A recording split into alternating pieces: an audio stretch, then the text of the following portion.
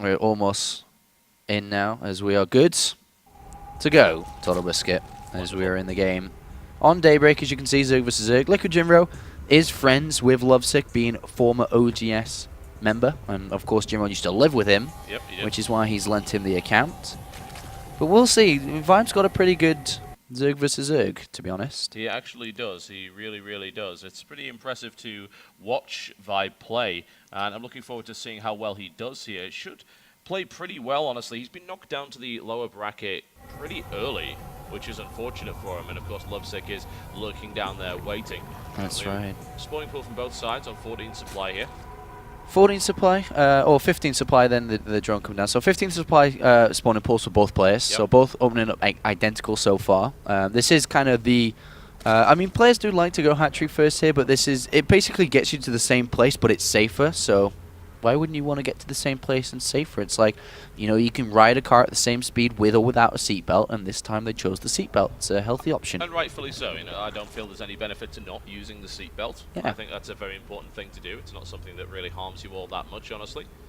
And no, indeed, they do not kill more people than they save, so bear that in mind. And you know, going spawning pool first into hatch does also not kill more people than it saves either. So it's a sensible build opening for both these players that don't really have much experience against each other. There's no real reason that Vibe would have played against Luvsic all that much, and Luvsic is not very well known at this time at any rate, so both of them really trying to stay as safe as they can, and then we'll see the differentiations in the build later on. Now, I don't have much experience with Luvsic's ZvZ, but I do know that Vibe has a particularly potent ability in this particular matchup.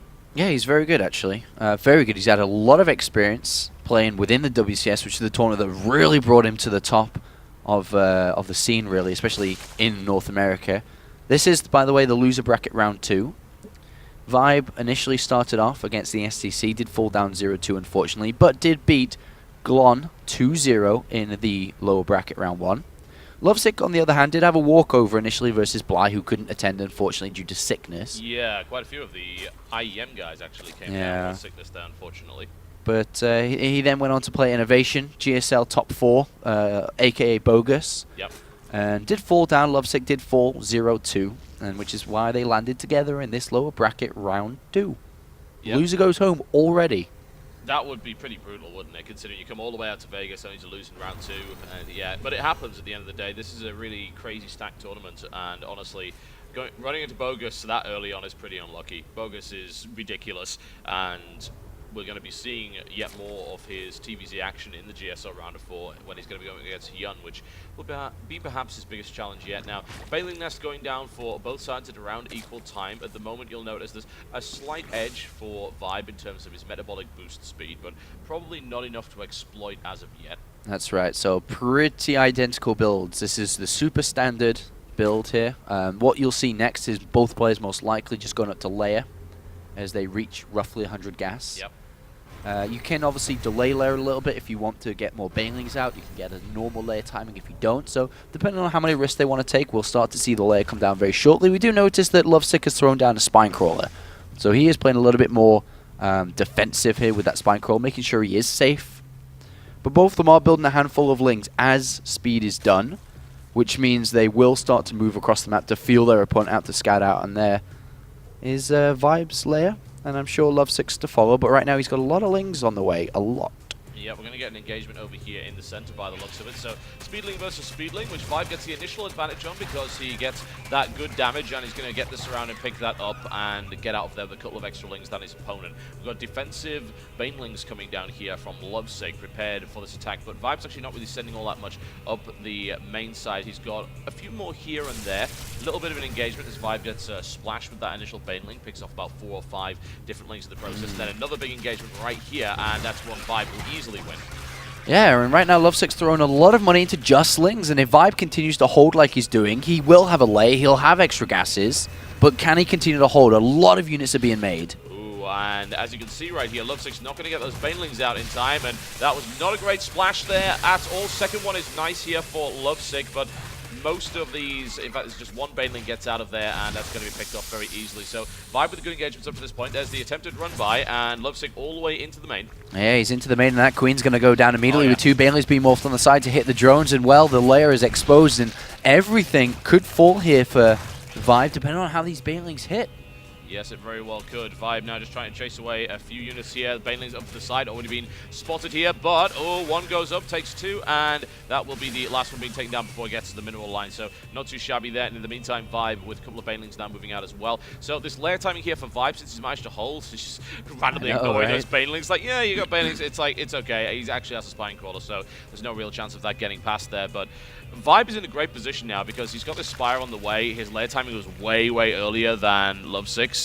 And this third base here, probably not going to go down, I would think, for Luvsic. Although he's going to try and save it. He may be able to do so, but with his Baneling coming in. Oh, got to be so careful. Oh, that was a decent hit.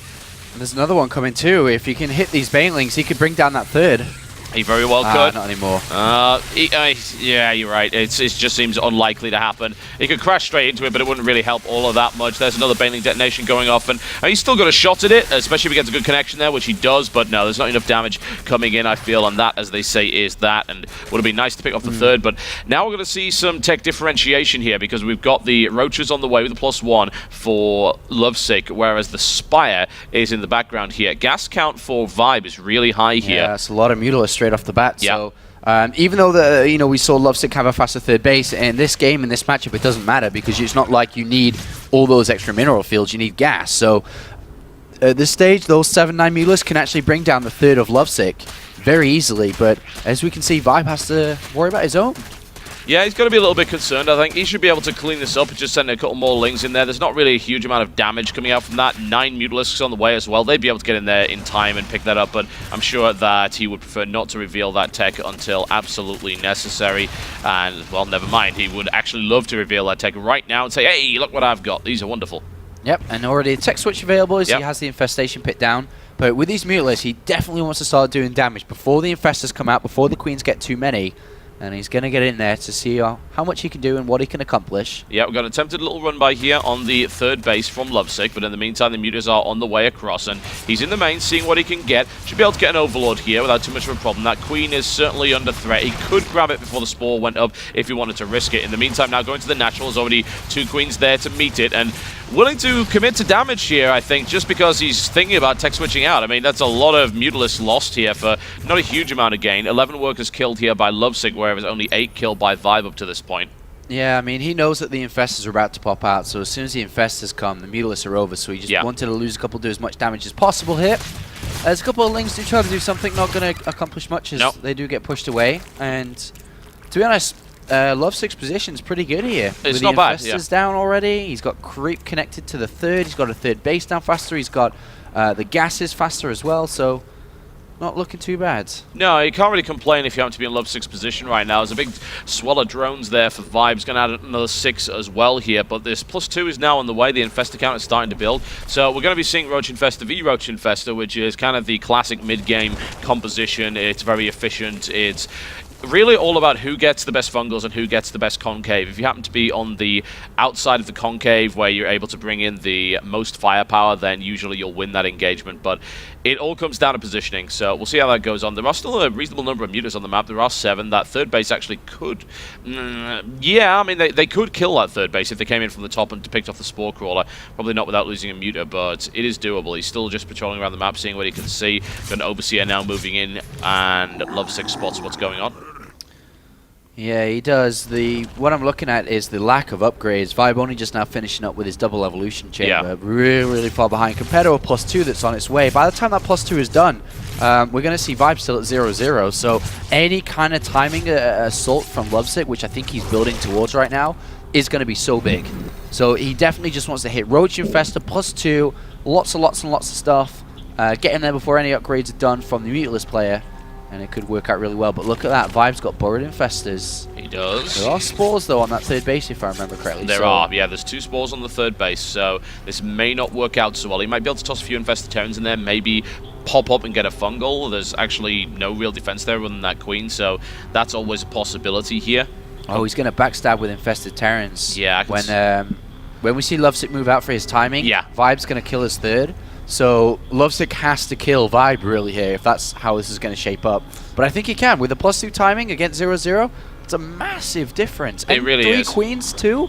Yeah, he's really adding in a lot into this mixture here. Gives him that AA, gives him those transfuses. Vibe's going in with his 3 infestors. Yeah, you can see them coming in right there. We'll try and keep an eye on those. The engagement comes in on Vibe's 4th base at the front, which is not going to go up. There's no question. That's going to be cancelled. There's the infested Terrans, and a lot of them as well. That's easily enough, I think, to obliterate either the drone line or the hatchery, maybe both. Down goes the 4th here, and the push continues to Vibe's 3rd base. Does he have the units to counter this? I mean, the infestor count is really, really good here, and as is the roach count, honestly, is huge numbers. And here we go, the engagement comes in, and a lot of infested Terrans go down. Huge fungals on the roach line of Vibe, who's not really able to respond as well as I would have hoped. There's just still a huge number of infestors left here. Roach count currently at 31 versus 15, so that's an overwhelming force here for Luvsic, who pushes right into Vibe's 3rd, and that's pretty much dead. In the meantime, of course, Vibe has killed off the 3rd of Luvsic as well. And Vibe is continuing to hold. If he holds this, he has a better economy, but this +2 is so big for Luvsic right now. 1-1 is not done. So close, but so far for Vibe here.